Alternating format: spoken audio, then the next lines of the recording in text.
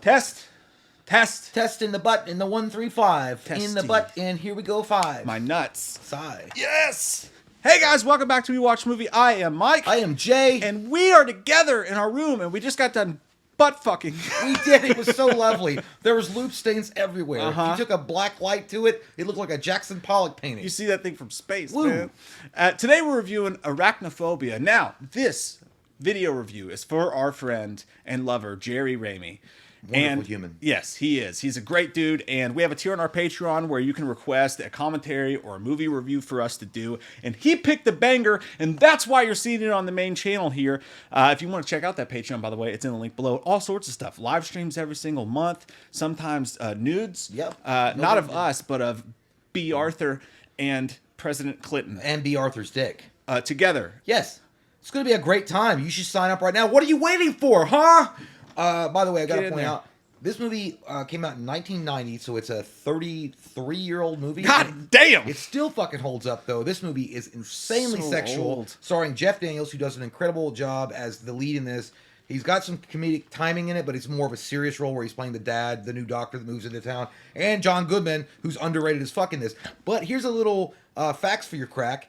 I found this out. I didn't know for sure. VH1 pop-up video. Facts for your crack. Facts for your crack. I didn't know this, but check this out. They used I want to know, like, how many spiders they actually used that were real. 300 fucking spiders were used. Like, real, but they were non-lethal spiders, a part of the crab family of spiders. That's why they moved weird from New Zealand. That's my second favorite family of spiders. Crabs. And I've also experienced that. Huh? Yeah. But yeah, so they used those kind of spiders in the movie. And the other cool thing about this movie is that they called it Big Bob, the big animatronic spider near the end of the movie that pops up. That was actually one of the very first props that the famous Mythbusters beret-wearing motherfucker Jamie Hyman made. He made that. Hyman. The guy with the fucking beret I don't know who that is. in Mythbusters. I've never watched it. Let's do it like they do on the Discovery Channel. That's a great band. Yeah, but that dude that's got the deep voice, you've seen Mythbusters. Never watched Mythbusters. Well, you know who I'm talking I saw about. Spike TV once. Oh, okay. Spike Lee. But no, but that guy, that was Nick's his first fan. prop. And then one of the big spiders they used was actually a real tarantula called a bird eater. They literally eat fucking birds. Don't want that. And that was the only one that Jeff Daniels had claimed. He was like, yeah, that was really... Do you think they would eat a dick if you put a dick? Because a dick is about the size of like a bird. Hummingbird in my case, but like for others, Chris Pontius used his dick to let a snake bite it, so if he can do it, true. we all can do it. The things we do to get famous. But anyway, that's just a couple of facts for your crack, and I thought those were pretty interesting stuff. This has been Facts for Your Crack. Dude, this movie is still scary as shit. I mean, scary. Yeah. Like, you know what I noticed though when I was watching it? It feels like you're watching a Poltergeist type movie. It does feel like that. It's got that where the music's so lively and fun, and like it's this family setting, and just the way it's all filmed. It feels like it's like a Poltergeist type of film, and I don't think it gets enough credit. I feel like what makes and neither adds, do I. Well, I feel like it adds to it too because Julian Sands is so great in this as well. He's like the level-headed scientific expert on these spiders. It feels like the same type of scientific team that came in Poltergeist. That was like, well, we're going to approach this in a very scientific way, and all this crazy shit's happening, and this not murder, but these deaths are occurring, and Julian Sands comes like, no, let's calm down, think about it, and he has a team, or at least one guy that goes in that kind of looks like Val Kilmer with glasses on. Weirdly, his friend. He does. He's got weird teeth though. Yeah, he does have weird teeth. But I will say, the Poltergeist vibe flows through, and I do like the movie too because the movie takes itself seriously. Like, it doesn't go into that hokey-ass fucking B-movie territory, which I thought it would. Mm-hmm. It actually does take itself seriously. It's not like the movie... Remember that movie that came out in the 90s called Bats? Yeah. Like, 94, and then there was, like, another one? No, this movie is... You could call it the Godfather of insect movies. Now, I know there's not been a lot of insect movies, but, like, still... And it's not just that, but I think it's the whole package for a movie. It is like tent Polish, just the way it's filmed. It feels like it's filmed expensively. It feels like they did it right. It's charismatic because you got Jeff Daniels in there. It's got actual scares in it, like legitimately. Like the special effects are really good. I don't think there's a single moment. Maybe the moment at the very end when he goes up to the googly nest and that thing goes yeah, and it does that thing. Yeah. Maybe that looked a little bit like Chuck E. Cheese. But apart from that, I don't think there's a single moment in this film, special effects wise, that looks bad. No. Yeah, at the end of the movie when the spider was on fire fire and it flew at him like an alien, like with fucking hemorrhoids. And then he makes that perfect shot at the egg sack. I'm like, all right, we've had enough. That was a little bit over the top, but everything else, like the acting was incredibly good. And again, I gotta point out, John Goodman is the, to me, John Goodman is the Ash Williams of the insect world. Yeah. He's the boomstick motherfucker that walks in and like that one part where he squishes the bug. He's like, "Oh yeah, that's right, I'm bad." That's everybody's uncle. I couldn't relate to it back then when I was a kid, but now as an older 40-year-old man, I can relate to that. Because you need something. You need something to get yourself up in the morning. And if a dog barks, be like, "Yeah, that's right, I'm bad." Well, sure, but that's also how you act when you kill a spider or something, or like a bee's fucking with you. I was outside getting the mail the other day. A bumblebee came at me, and I was swinging a T-shirt that was in the mailbox that looked like an idiot. But like that is true though. Like when you kill, and you know that exterminators are like that too. Yeah. Like when they kill a bug, like, that's right, I'm Yeah. bad. Like that's how you feel like you're the prime being of the universe. You're Tom Hanks in Castaway. I have made fire. Yeah. But yeah, it was also funny because John Goodman was like, when he's brought over to investigate the house for termites, the wife is like, "Well, my husband thinks it's termites." Like, "Oh, is he a professional in this field?" There's no room for amateurs And in he this was field. like, "No," and he's like, "I didn't think so." Like, yeah, I love John Goodman's so good in this. And then again, I want to point out Julian Sands. I hope we find him or something, comes to light about what happened to him. Very sad. Amazing actor. He's so good in this. He's actually very, very talented actor that a lot of people just overlook in a lot of his movies. Dude, he's so fucking good. And like when he's out there and he's like, this was just the writing's so good because he's like, did you ever throw a firecracker into a pond when you were a kid? Which, by the way, I did. And he's like, and what happened? He's like, everything floated to the surface. He's like, now watch this. And he takes out his fucking smoke That was show. so cool. And all those things start following. And dude, it's so fucking scary to watch these spiders come down and then they're attacking him. And then when the one dude gets it, he's laying in his bunk and it crawls up under the thing. And the way they shot that, I don't know how they did it. That big ass tarantula thing, you see its fucking fangs go into that guy's fucking stomach, and you see it insert and pull out, and it's so gross. That's what she said. Yeah, and then the dude dies, and then when you see his body, and I love the guy who works at the funeral home or whatever. He's always eating food, and he's like, "I want to watch Price is Right tonight." Yeah, you know that his wife was Mimi from the Drew Carey Show. Oh fuck, that's right. And that guy's been in a bunch of shit too. Yeah. But just like every single He was in character, Total Recall. He was the psychiatrist. Yeah. And dude, every single character in this movie is good, and they have their place, and they're memorable. It is such an underrated. Like I know everybody knows Arachnophobia, but it feels like tonight's gonna be a great night. I feel like it gets swept under the rug. It does, with like the poltergeists and whatnot of the universe. It's weird. It is such a great. It's a great creature feature film, and it feels like the Monster Vision of old. Yeah. Like if they would introduce like a movie like Arachnophobia would be on Joe Bob's radar, and that would be like the first time. I mean, I remember seeing this movie before Monster Vision, but if you hadn't, like Monster Vision feels like the TNT place. It's like, what's this? And like, oh, 1990s Arachnophobia. Joe Bob sitting there drinking his beer, hanging out at the camper. I don't know what it is, man. Like this feels like homey. It feels like a homey kind of. I don't know what. Not like Homie the Clown, but like home. But like, then they I don't know. fucking spiders at people's faces, and the spiders are almost sometimes they're sort of cute.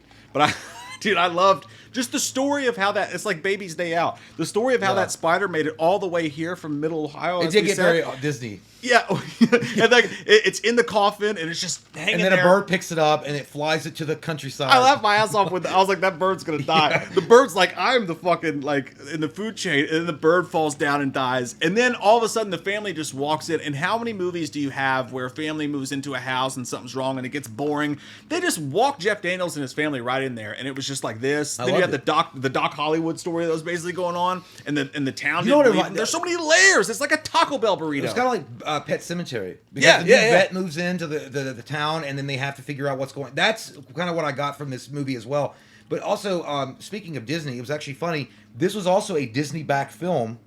That was the first time. That's how you do it. It was the first time Disney had ever gone out with a new backing. I don't know what company it was to do more adult-oriented films. Feels like it should have been made by Amblin Entertainment. Like maybe. it don't have Steven Spielberg. Like go back to the Poltergeist thing, but it has that kind of vibe to it. But it's also pivoting to the actual horror of the movie.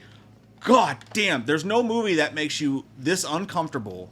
And my ballsack fucking wept. It was squishily, wishily. Dude, from the dude reaching in the cornflakes to pulling out the dead spider. You had the asshole cop, which is very much. He even had his own theme song, like the cops from Halloween 5. or the Bang cop from Jason, but like from that to I love the fact that Jeff Daniels was so scared of the spiders because it puts you in his shoes because he literally has like panic attacks and shit. And I even like again going back to the science, the one dude was like, he's like, no, our brains secrete some sort of sperm. We have like a we got brains. I don't think I have that. yeah, that lets us deal with them. And I didn't know that. I don't know if that's true or not. You guys can fact check it. I don't know. But like that scene was so intense, and when they capture it, and the girl in the shower, like everybody's fear is like the spider being there when you don't know it. And this movie just like fucking hones in on that. The worst one was the when he was on the toilet. Yeah. Oh, like, dude, his butthole's gonna get bit. You imagine your asshole getting bit while in the middle you're squeezing a turd. Your only hope is that you got a major giant rift turd coming out that's just gonna drown it. It's gonna hit it and drown it. Open spray. But here's the other thing. When I mentioned the fact that they took this serious, they really did. I mean, there's so many movies that could have handled this in a different way and just made it like a hokey ass, forgettable movie. Yeah. Like, oh, it's a B movie. It's about giant spiders or spiders that are attacking people. We'll make it hokey, like eight-legged freaks. Yeah. Like kind of like that. But they didn't do that. And also, you got to point out that you could see the sparkle of Jeff Daniels' comedy in this too. Because like, there's one part at the very beginning of the movie where he's like, "Honey, come kill this spider." Yeah. Like he's like, "Hey, Dad, there's a big spider." He's like, "Yes, well, we're gonna go kill that spider." He's like, "We're gonna get your mom to kill that spider." That was the best part about it too, is that when you're watching it, it feels like you're watching literally Jeff Daniels from Dumb and Dumber. Because like when a spider lands, like, oh god, like the way he like overreacts to everything is so natural. And he was the perfect. John Goodman was the perfect casting. Jeff Daniels was the perfect casting. Julian Sands, like everyone's casted so perfectly, down to the doctor and everybody else. But yeah, I kept thinking about Dumb and Dumber when I would watch this because the spider would land on him and he would have your reaction to it. He'd be like, "Oh god!" It was like, well, Dumb and Dumber came out what, 96? Somewhat rare. So it was only a few years after this movie came out. But yeah, dude, it's an amazing pick. Awesome that you picked it, man. I haven't seen this movie in a while, but I've seen it so many times. I remember this movie. Here's my question to you guys: would you classify this movie? Because I remember going into video rental stores, and it was always in the horror movies. But you could put it in comedy. And it's weird, like I guess it would depend on how you felt that day. Imagine though, if like you just literally like wanted to watch a Dumb and Dumber, and then this fucking thing comes on. I think the horror actually hits hard because it's spiders and the way they fucking film those things. Like when they show a sink with like 3 holes, and at the end is where it absolutely goes goddamn bananas, right? Like at the end, like when for one, the spiders jump. The spiders jump, and that is haunting. Like when the spider, like when they're like, and they just like jump from wherever. They're like a crackhead asking for money on the side of the street when you say no, I don't have it. they jump on you, dude. It's awful, man. And the way that they jump is so scary, and the horror is so good. And then when everything cracks loose at the end, they literally sped no expense. Like every little hole in that house had just thousands of spiders coming out of it. I couldn't believe how they filmed it, man. Yeah. Like this would be done with CG. It would look like shit. But you could tell, like, they actually used real spiders, or at least something close to the like. And, like, when they would come out in the masses, it was so... it was a bad dream. It was a fucking nightmare. Because when you dream about snakes, or you dream about spiders, and they, like... I have this recurring dream where snakes, like, fall down from the ceilings, and they're all over my feet and everywhere. And then I have to suck, like, 7 dicks to get out of the situation. I thought the snakes were dicks. No, that was my time in... Venezuela. The whole story is basically I can't think of the word I'm trying to look for, like a metaphor for like when you see one spider in your house and you want to burn the whole house down. Yeah, that literally happens to him. Like this spider nest is in his house. It's almost like you have arachnophobia. Yes, like it gets just like the name. If you didn't before, you do now. But dude, it's got I'm gonna be honest with you, man. This movie is like a 9.5. That's why I was gonna give it a 9.5. I had that much fun with it. I think it's a classic movie. I don't think I don't think it nearly gets talked about as much as it should be. And if you're gonna have a Halloween party full of like DVDs to watch or horror movies to watch, I think Arachnophobia should be on the shelf ready to go because it's fun, man. It's a fun creature, and everybody can sit down. And everybody's got a fear of spiders. I mean, most people do. The normal ones. Yeah. The other ones are not fucking you sickos. You all fucking freaks. But most people have a fear of spiders, so you guys can sit down and enjoy it. And it's got this cool, like you said, poltergeist feel vibe to it. It's easy to watch. It's easy to get into. Julian Sands is awesome, grounding it. And then you got the funny comic relief in John Goodman, and then the semi-serious, but then taking it deadly serious, Jeff Daniels in the lead. It's a great movie, dude. It's a 9.5. It's almost a 10, but there are certain aspects of it that do slow it down, or it's just like it's too fake looking. Even for 1990s standards, it was like it's obviously fake. Tiny little moments. Yeah, tiny. But still, great, incredible movie. I'm glad they never fucking. Well, actually, I'm surprised they haven't remade this.